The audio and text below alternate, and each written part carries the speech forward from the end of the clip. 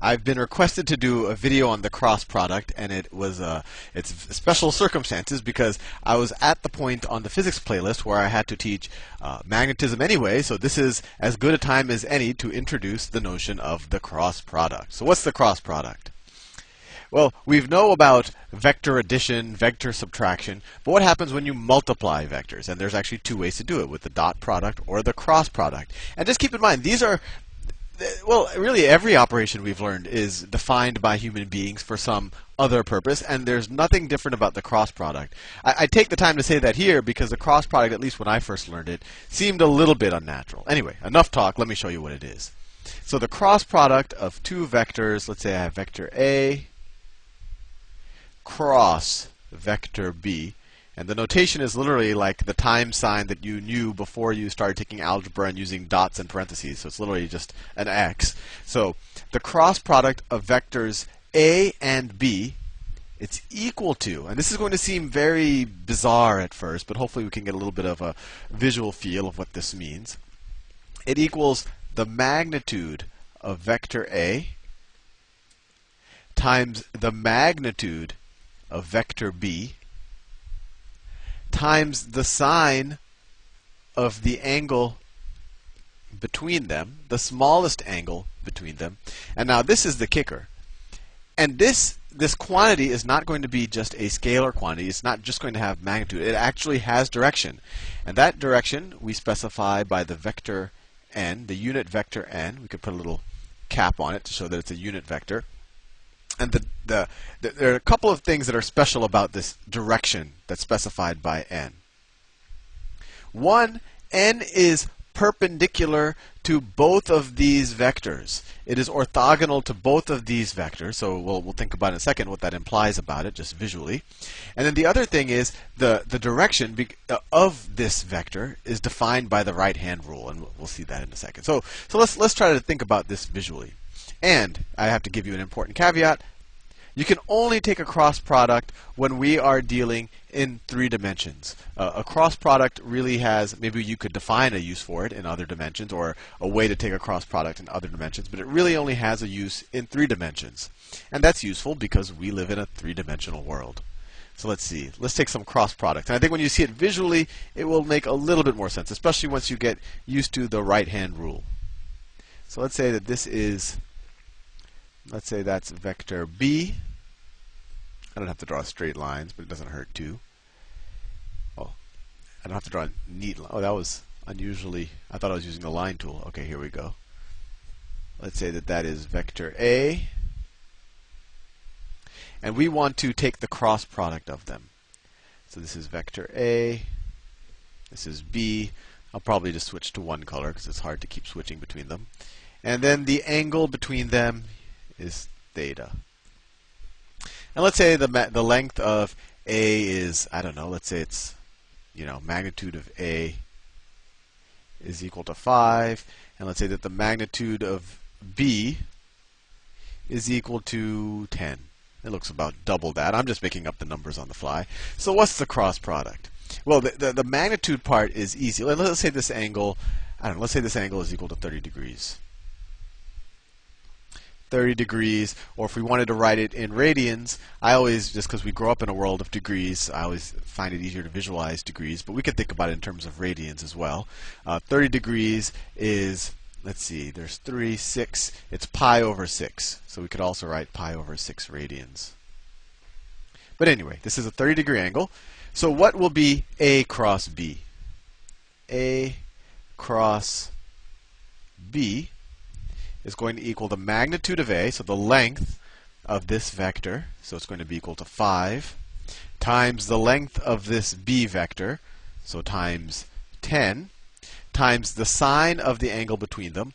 And of course, you could have taken the larger, the obtuse angle. You could have said this was the angle between them. But I said earlier that it was the smaller, the acute angle between them, up to 90 degrees. So it's going to be sine of 30 degrees times this vector n, and it's a unit vector, so I'll go over what direction it's actually pointing in a second. Let's just figure out its magnitude.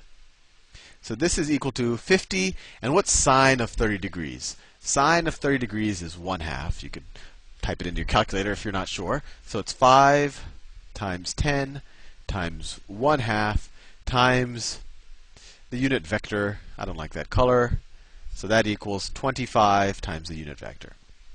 Now this is where it gets, depending on your point of view, either interesting or confusing. So what direction is this unit vector pointing in?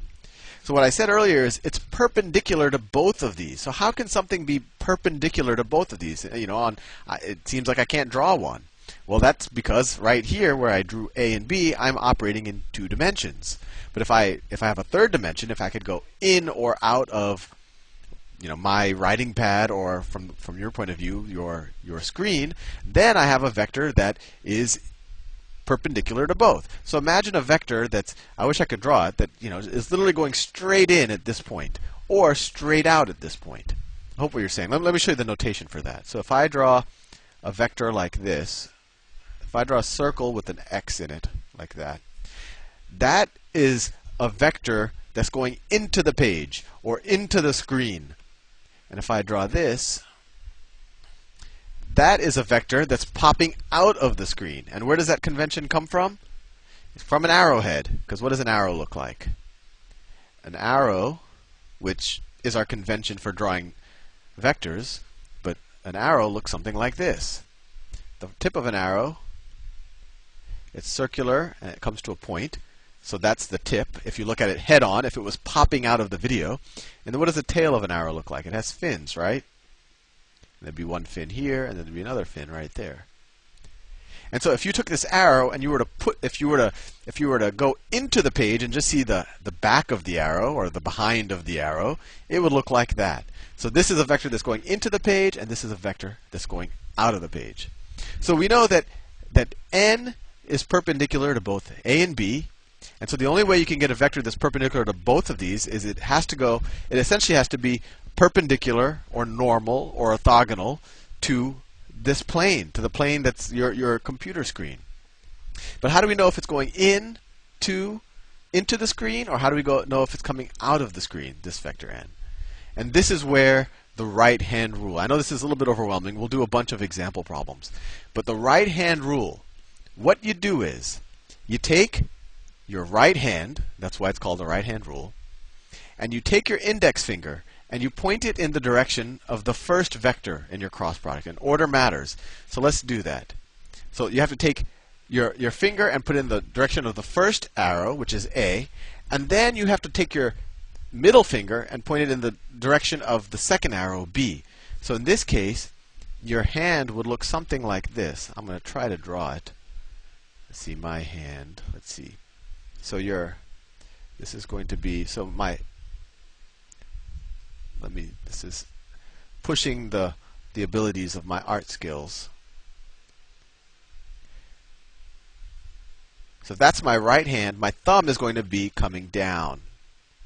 Right? That is my right hand that I drew. This is my index finger, and I'm pointing it in the direction of A. Maybe it goes a little bit more in this direction. Right?